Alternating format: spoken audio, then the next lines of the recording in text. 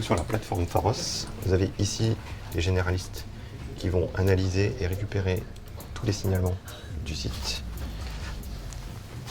Comme ici aussi, ils font la même chose. Ici, vous avez le pôle judiciaire qui va donc judiciariser et ouvrir des procédures sur les infractions. Moi, je suis enquêteur au pôle judiciaire de la plateforme Pharos. Là, on est sur la plateforme, sur le site du gouvernement, où tous les internautes, lambda, que ce soit majeur, mineur, comme on disait tout à l'heure, peuvent signaler. Et là, ils vont choisir leur catégorie, ici. Les catégories qui sont sur le site, et ils vont jusqu'au bout du signalement.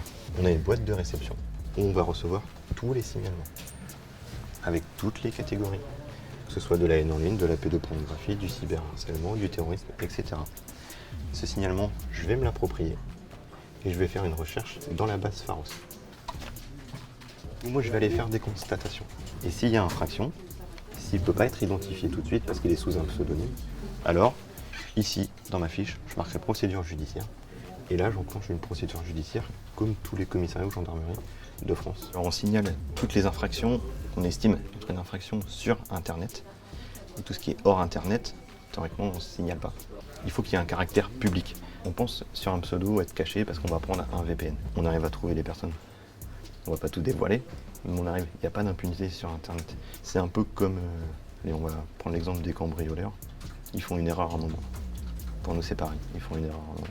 Au moment du décès de Samuel Paty le 16 octobre 2020, Pharos a eu ensuite à gérer la question de la mise en ligne, de la diffusion des images de cet attentat sur Internet pour en assurer au plus vite le retrait. On ne peut pas se permettre de passer à côté d'un signalement. Donc oui, bien sûr, la tâche est immense, mais il n'y a pas d'impunité liée au contenu publié sur Internet. Vous avez pu découvrir les coulisses de la plateforme Pharos. Voici maintenant comment concrètement effectuer un signalement.